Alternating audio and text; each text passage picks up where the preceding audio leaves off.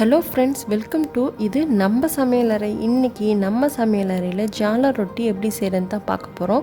செய்கிறது ரொம்ப சுலபந்தான்.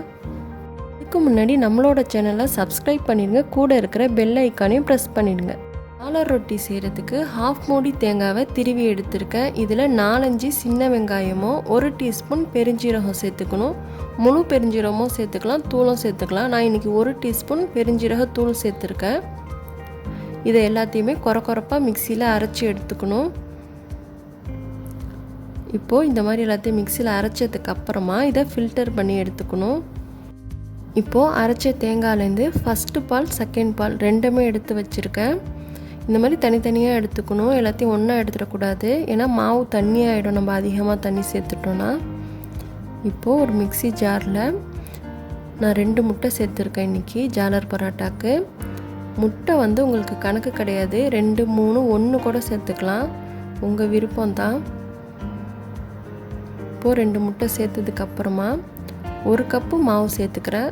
2 பேட்சாக அரைச்சி எடுத்துக்கணும், ஒரே பேட்சாக அரைக்கக்கூடாது. இதில் 1/2 டீஸ்பூன் சால்ட்டும் 1/2 டீஸ்பூன் சுகரும் ஆட் பண்ணிக்கிறேன்.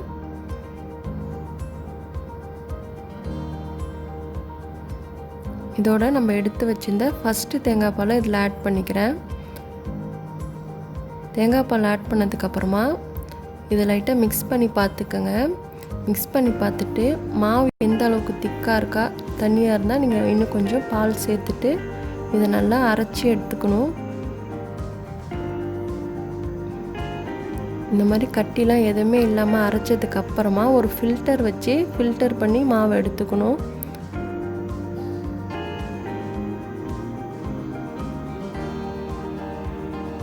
இப்போது ஃபில்டர் பண்ணியாச்சு. இன்னொன்று பேட்சும் அரைச்சி எடுத்துக்கிறேன். மீதி இருந்த தேங்காய் பாலை இதில் ஆட் பண்ணிடுறேன்.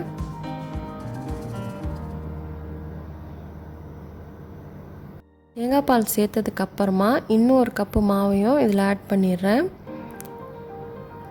நான் ஃபஸ்ட் பேட்ச் அரைக்கும் போது தான் மாவுக்கு உப்பும் சுகரும் சேர்த்தேன், செகண்ட் பேட்சில் சேர்க்கலை. அந்த உப்பும் சீனியுமே எல்லா மாவுக்கும் கரெக்டாக இருக்கும்.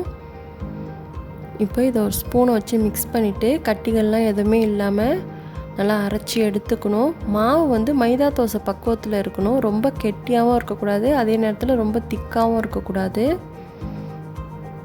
இப்போது செகண்ட் பேட்சும் அரைச்சிட்டேன். இப்போது அந்த மாவோடையும் சேர்த்து ஃபில்டர் பண்ணி எடுத்துக்கிறேன்.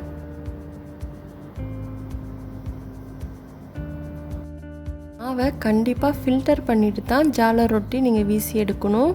இல்லைனா அந்த ஹோல்ஸில் போய் ஏதாச்சும் கட்டிகள் இருந்தால் அடைச்சிக்கிட்டு உங்களுக்கு ஜாலர் ரொட்டி சுடுறதுக்கு கஷ்டமாக இருக்கும். இப்போது ஒன்ஸ் எல்லாத்தையும் நல்லா மிக்ஸ் பண்ணி விட்டுறேன்.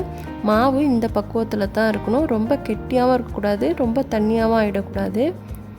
கரெக்டாக இந்த பக்குவத்தில் மாவு வச்சுக்கணும். இப்போது இந்த மாதிரி நான் ஒரு பாட்டில் எடுத்திருக்கேன். இந்த பாட்டிலில் கரைச்சி வச்சுருந்த மாவை நல்லா ஒன்ஸ் மிக்ஸ் பண்ணிவிட்டு இதில் ஃபில் பண்ணி எடுத்துக்கணும். இந்த மாதிரி பாட்டில் இல்லைனாலும் ஒன்றும் பிரச்சனை இல்லை. எல்லா பாத்திர கடைகள்லேயுமே ஜாலர் கவுலன்னு உங்களுக்கு கண்டிப்பாக கிடைக்கும், நீங்கள் அதை வாங்கி கூட யூஸ் பண்ணிக்கலாம். இப்போது ஒரு தோசைக்கல் வச்சுட்டு கல் நல்லா ஹீட் ஆனதுக்கப்புறமா இந்த மாதிரி ஃப்ளவர் ஷேப்பில் சுற்றி வீசி எடுத்துக்கோங்க. உங்களுக்கு விருப்பமான டிசைனில் நீங்கள் வீசி எடுத்துக்கலாம். இது சீக்கிரமாக வெந்துடும், இதை திருப்பி போட அவசியம் இல்லை. இந்த மாதிரி ஒரு டிஷ்யூவில் லைட்டாக கீ அப்ளை பண்ணிக்கிட்டு எல்லா சைடும் டிப் பண்ணி விடுங்க. ஸ்பூனை வச்சு ஊற்றுனீங்கன்னா உங்களுக்கு ஒரு சைடு மட்டும்தான் நிற்கும், எல்லா சைடும் ஊற்றுனீங்கன்னா ரொம்ப கீ ஆகிடும். அதனால் இந்த மாதிரி லைட்டாக டிஷ்யூவில் வச்சுக்கிட்டு நீங்கள் டிப் பண்ணி விட்டிங்கன்னா உங்களுக்கு பெஸ்ட்டாக இருக்கும். இப்போது வெந்ததுக்கப்புறமா எடுத்துட்டேன், இன்னொன்று தர வீசி காட்டுறேன். இது சீக்கிரமாக வெந்துடும். நீங்கள் மீடியம் ஃப்ளேமில் வச்சு கடைசி வரைக்கும் சுட்டு எடுங்க, ஹை ஃப்ளேமில் மாற்ற வேணாம், அப்புறம் தீஞ்சிட்டால் நல்லா இருக்காது. ரொம்பவும் செவர விடக்கூடாது, லைட்டாக செவந்தோன்னே எடுத்துடணும். அவ்வளோதாங்க, ஜாலர் ரொட்டி ரெடி ஆகிடுச்சு. நான் இந்த மாதிரி ஃபோல்ட் பண்ணி வச்சுருக்கேன். கண்டிப்பாக உங்கள் வீட்லேயும் இன்றைக்கே ட்ரை பண்ணி பாருங்கள், ரொம்ப டேஸ்ட்டாக இருக்கும். செய்கிறது ரொம்ப ஈஸி தான். இந்த ரெசிபி உங்களுக்கு பிடிச்சிருந்துச்சின்னா மறக்காமல் நம்மளோட சேனலை சப்ஸ்கிரைப் பண்ணிடுங்க, கூட இருக்கிற பெல் ஐக்கானே ப்ரெஸ் பண்ணிடுங்க. லைக் பண்ணுங்கள், ஷேர் பண்ணுங்கள், கமெண்ட் பண்ணுங்கள். தேங்க்யூ.